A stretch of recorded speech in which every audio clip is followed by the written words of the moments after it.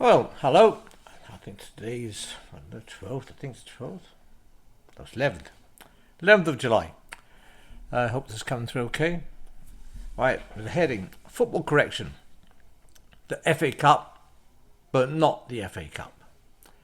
My brother told me, who was a keen football fan I ever was, that I started to make a podcast and I got something totally wrong. I thought that the Littlewoods Cup was the FA Cup, but it was later on, I believe, but not in the 1980s. It was in the 1990s, I think. Anyway, so I've changed that podcast, so I'm making a new one. So Tottenham. I remember Tottenham, my first introduction to football. I was playing in Seven Sisters School, Braemar Road. There was no field, it was just a playground. I was never selected to play in the team apart from once, for some reason, don't know. And I headed the ball. I was a left back. I headed it into not a net, it wasn't net, it was just a brick wall. Just remember Tottenham 10 years after the war. A tough, hard time we had in Tottenham. No uniform, no kit. My mum and dad bought me a blazer, school trousers and shirt, but couldn't afford the tie or badge or football kit or a satchel or things like pens and pencils. Nothing. So no football boots and no football shirt. It was not easy. Anyway, I remember I once borrowed. I remember seeing playing Tottenham playing football on TV. In particular, playing Benfica. I remember that Benfica being for fouling all the time. When I was in senior school, I had a friend, and he had a Spurs football shirt, just a cheap one, nothing special. I borrowed it just to play games, playing football, messing around on the pitch called the Red Grass in Tottenham by the River Lee, and I was so proud to wear this football shirt with the logo of Tottenham on it. I was there when Tottenham won the FA Cup 2 years in a row and won the double. And I saw, we couldn't afford buying it, Rosette, so I and my older brother went down to Marshall's, a kind of miscellaneous shop on West Green Road, and bought some blue and white ribbon, and got some cardboard and made our own rosette and put it on Biro Spurs on it. That was to go and see the football, the club come back on the double-decker bus, open double-decker bus at the top with the FA Cup. I believe 100,000 people learning the streets from the football stadium to the town hall. I was there. It was good. I saw Jimmy Greaves that. Anyway, some years later, many years later, because I was sort of a child then, many years later, I was working somewhere in a construction company that was it was connected. There was a connection with football because a newly appointed director of the football club was actually a manager, owner of the construction company I worked for, and so that was 1981, 82, and about 4 years after I left that company, he came knocking at the door and he asked me if I'd like to come work at a football club. So I did. So I was back in football proper then. I remember one time coming home, this is the story I got wrong. I came home with what I thought was the FA Cup. And it wasn't. I took it home. I was taking it to the little store to have it put on display under guard. To the little store, and I thought I'd take it home and show it to my son, who was about 8 years old at the time. He wasn't interested, not in the slightest. And that was a time when I came back, and when we were saying that I came back home. Well, I was at work, and my son asked me if I could get him a football. And it was late at work, and I used to work long hours. And I realised I was getting late, and I saw the team manager. I said, "Do you have any footballs around?" He said, "Well, I've only got the same ones, Vince," which I don't mind them the same ones, but it had signatures of football players on it. So I took that one and took it home. My son started to cry. he didn't like it because he saw it not as signatures of famous football players, well, partly famous, but he saw it as scribble. That's it. At one time, some people might disagree, but I think I was basically, without giving it a title, the CEO of a League Division football club, because I already was on letterheads as a company secretary, an accountant, an administration manager.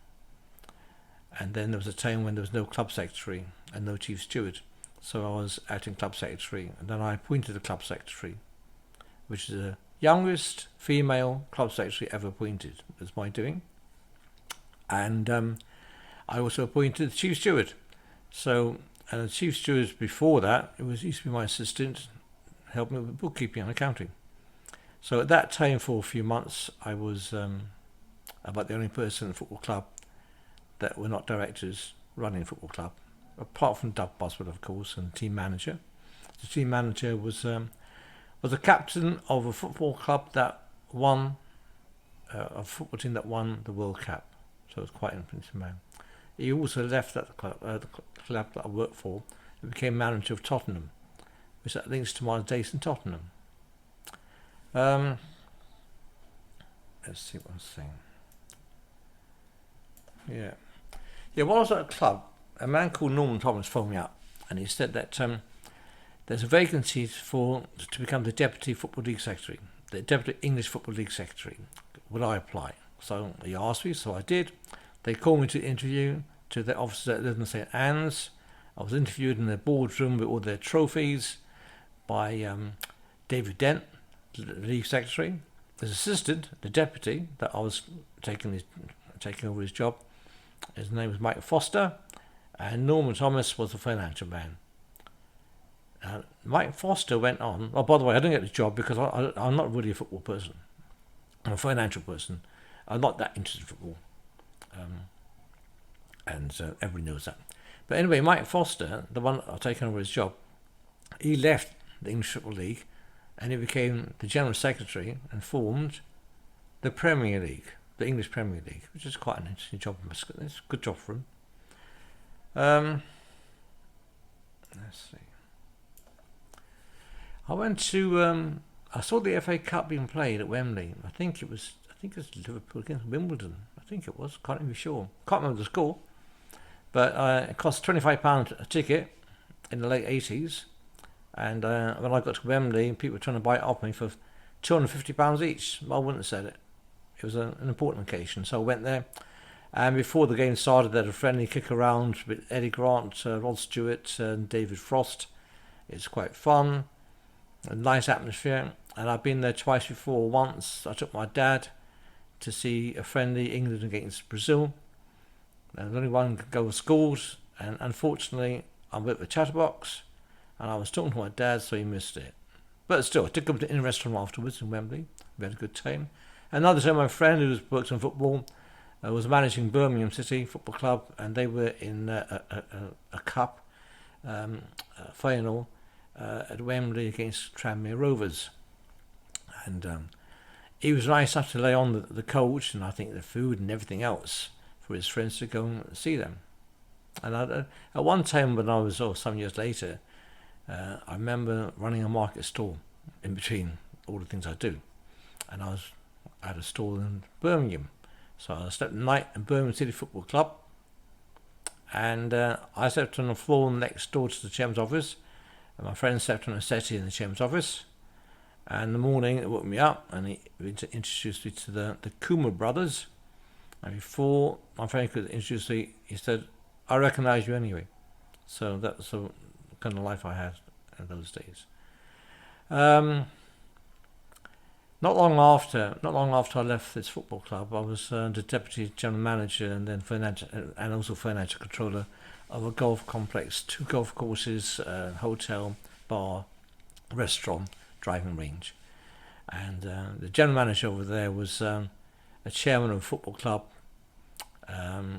He managed and ran Bisham Abbey, which is a famous place for training the English squad. He knew all the people you can know in football, been in it all his life. And he was with Sir Alf Ramsey in 1966 when England won the World Cup. That's how involved he is with football. Lots of contacts. I used to meet Lionel Smart, who was the director of 2 football clubs, and I used to have secret meetings with him on the M4 and during the daytime, and many 2 o'clock, 3 o'clock in the morning, late nights, early morning phone calls with him over various scandals taking place in the town. He was the vice president of the FA as well, and he's the one that used to lead out all the royalty on the pitch. And one day I was with my friend watching TV in his house. It didn't quite register with me at the time. And watching the FA Cup, just the 2 of us in the living room, and happened to point out Lionel Smart was on TV. And he said, he had a comment about that. Anyway, I realised that he played in the cup final, my friend, for a very famous football club, and I think he might have scored the winning goal in the FA Cup for that club.